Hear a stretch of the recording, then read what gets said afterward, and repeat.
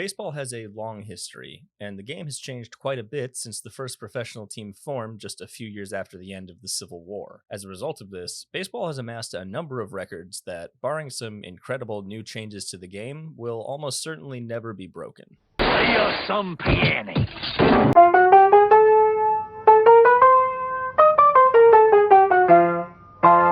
These are really the most fun to me, to be quite honest, because the numbers just sound made up. In its early days, baseball was simply a much different game than how we know it today, which is why so many of these records are completely unreachable today. And I think there's no better place to start this off than with a man who has one of the most prestigious awards in baseball named after him, Cy Young. Denton True Young, better known as Cy, holds several records that, simply put, are safe forever in the modern game of baseball, which is likely why the annual award for the best pitcher in each league is named after him. Settle down, Radbourne, we'll get to you. Cy Young is the all-time leader in no fewer than 8 different pitching categories, and pretty much all of them are completely safe from ever being caught. For example, innings pitched. Cy Young threw 7,356 innings. He's the only pitcher ever to throw over 7,000 innings, and only one other has ever thrown more than 6,000, Pud Galvin, who was a man who looked like his name ought to be Pud Galvin. The active leader in innings pitched is Zach Greinke with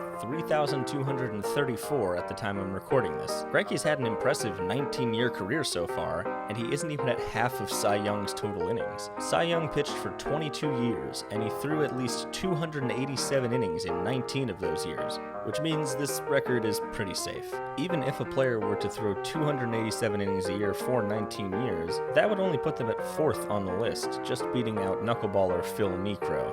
Safe along with his record for innings pitched are his records for wins, losses, earned runs allowed, hits allowed, batters faced, games started, and possibly the most unreachable record in this entire video, complete games with 749. Yeah, Cy Young threw complete games in 92% of his career starts. The active leader in complete games, Adam Wainwright with 28. This list is going to be pretty pitcher heavy, so we're going to get a quick breather here by talking about the Georgia Peach, Ty Cobb. Cobb's career batting average of .366 is the best of all time, and the game has since gone away from the contact hitter. Unless someone like Luis Arias or Jeff McNeil really goes off for the rest of their careers with the new shift rules, I'd guess that Cobb's average remains the best ever. My assumption here is that if 2 of the best contact hitters of all time, Ted Williams and Tony Gwynn, couldn't do it, finishing with career averages of .344 and .338 respectively, there's a good chance Cobb's record will stand forever. Cobb also won the batting title 9 consecutive times, which I have to assume is a record and one that will never be matched. And more of a fun fact about Ty Cobb, when he won the Triple Crown in 1909, he did so while hitting only 9 home runs. It really was a different game. Another fun Ty Cobb fact that I learned while looking for these pictures, there's a former White House lawyer named Ty Cobb who kind of looks like if Santa gave up toy making and took up law during a midlife crisis. Back to pitching, here's some really old-time stats, before the modern era of baseball began in 1901. Should these really count? No. But they are fun, so we're gonna do them anyway.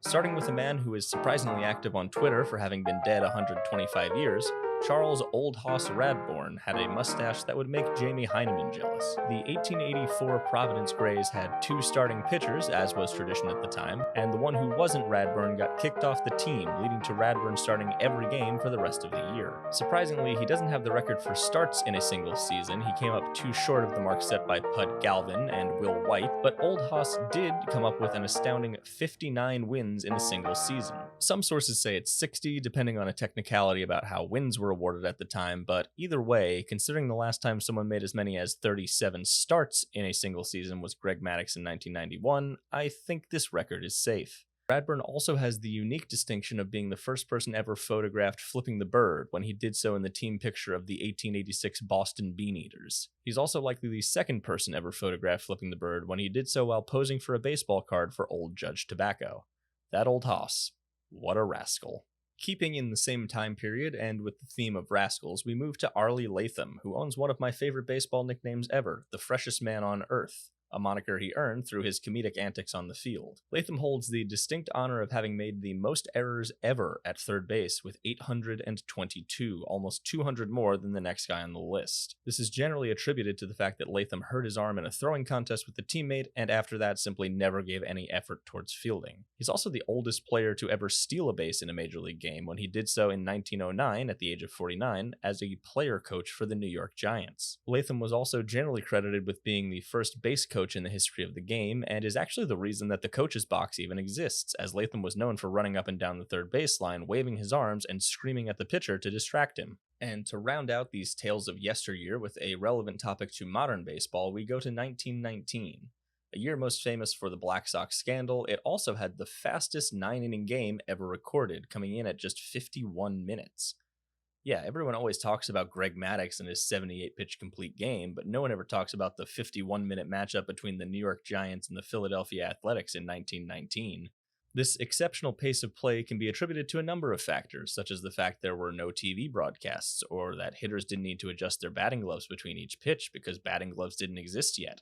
But the real answer is probably simpler than that. The Giants and Athletics were set to play a doubleheader on the last day of the regular season, and both teams probably wanted to just get it over with, as the World Series was set between the White Sox and the Cincinnati Reds, and it would start just a few days after. The game had 70 plate appearances, which means that on average each one lasted only about 45 seconds. Insert your own joke about lasting 45 seconds here. So that seems to support this theory. So the solution to pace of play problems seems easy. Just make sure neither team cares and is just trying to get out of there so they can go place their bets on the rigged World Series. Now onto a bit of a controversial category that I will simply call Not in the Hall. Since we just mentioned a gambling scandal, let's stick with that theme and start with Pete Rose. Pete Rose is the all-time leader in games played, plate appearances, at-bats, singles, outs made, and of course, hits. This is largely the result of the fact that Rose played for 24 seasons, his last one coming at the age of 45 as a player coach for the Reds. He was also the last player coach that baseball has seen. The active leader in most of the categories Rose has the all-time lead in is Albert Pujols, and he has precious few games to make up an impossible amount of ground here to catch Charlie Hustle. Perhaps some of the young stars of the game might be able to make a run on some of these records if they're lucky, but Juan Soto would have to play another 20 years at Pete's rate of 148 games played per year to be in the same range as Pete. It's possible, I guess, but I think all of Pete's records are probably safe, even if he'll never properly be enshrined in Cooperstown. Next in this category is the Rocket, Roger Clemens. Clemens won more Cy Young awards than any other player, winning it 7 times over his 24-year career. Clemens won 2 more Cy Youngs than the next on the list, Randy Johnson, and 4 more than either of the active leaders, Max Scherzer and Clayton Kershaw.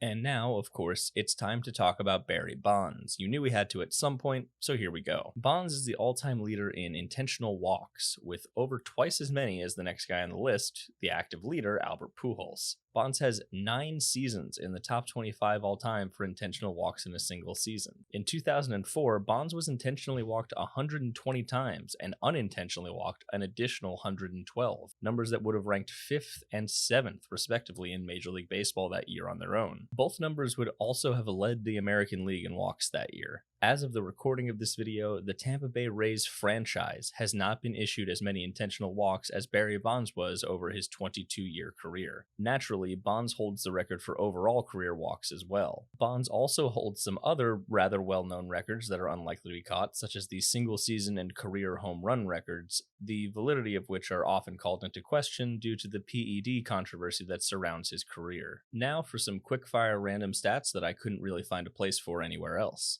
Babe Ruth hit more home runs than any non-Yankees team in the American League on 2 different occasions, in 1920 and 1927. As of writing this, Aaron Judge has 60 home runs, and that's still 36 behind the Detroit Tigers, which is impressive, but the league hits too many homers for anyone to ever replicate Ruth's feat. In 2008, CeCe Sabathia led both the American and the National League in shutouts, with 3 in each league after a mid-season trade from Cleveland to Milwaukee. No pitcher in 2022 has more than 1 shutout. Cal Ripken Jr. played in 2,632 consecutive games, beating Lou Gehrig's streak of 2,130, and no one is ever going to get close to that again. Francisco Lindor takes maybe the fewest days off of any player in Major League Baseball today, playing in at least 158 games a season from 2016 to 2018, and has only taken 1 day off in 2022 at the point I'm writing this. But Even Lindor still takes a day off here and there. Brooks Robinson, arguably one of the best third basemen of all time, holds a rather dubious baseball record, which is that he hit into 4 triple plays in his career.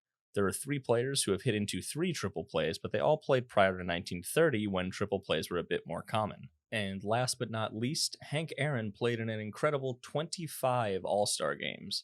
Although this was aided by the fact that from 1959 to 1962, the MLB held not 1, but 2 All-Star games each year, and in that time period, Hammer and Hank made all 8 of them. One more individual player whose achievements I feel need to be recognized before we get to the finale, a man who I have made a video on before, but it got taken down, Dr. Mike Marshall. A reliever back when closers were called firemen, Marshall was truly one of a kind.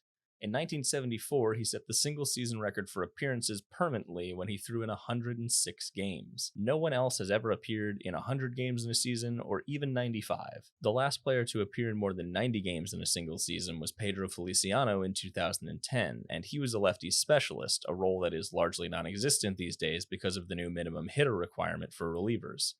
In the same season, Marshall threw 208 1/3 innings out of the bullpen, which is a record for a reliever, and considering that 208 innings would be a workhorse season for a starter these days, that record seems safe. For comparison, when Pedro Feliciano made 92 appearances in 2010, he threw just 66 2/3 innings.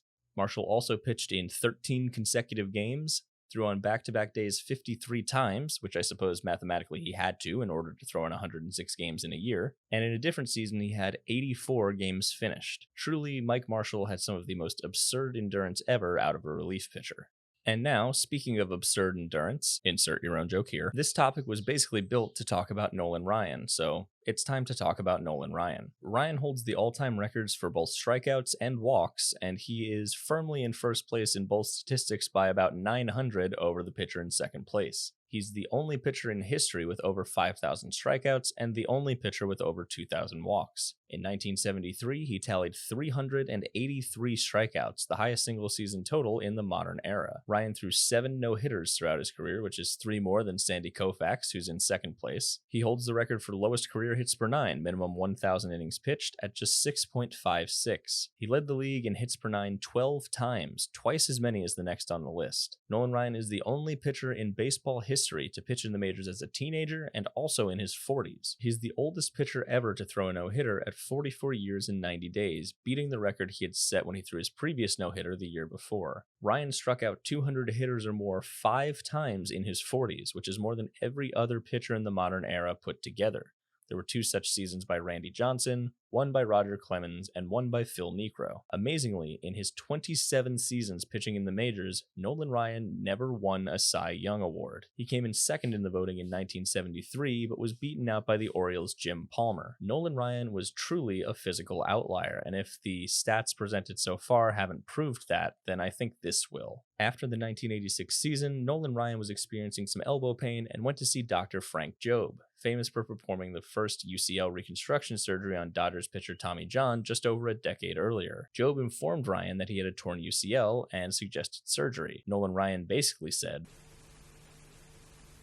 "No," and decided that he would either throw through the pain or retire. The recovery period at the time was 15 to 18 months, and he would be turning 40 that offseason, so he decided to see if the scar tissue that had formed around the ligament could do the job. It did, and he pitched another 7 seasons like that, cementing himself as a first-ballot Hall of Famer and one of the most physically freakish pitchers to ever step on a mound. Anyway, I will leave you with this as your moment of zen. Keep in mind that Nolan Ryan was 46 when this happened. If you've watched all the way to this point, thank you. I hope you enjoyed the video. If I missed any unreachable records, or if you think some of these are reachable, please let me know in the comments.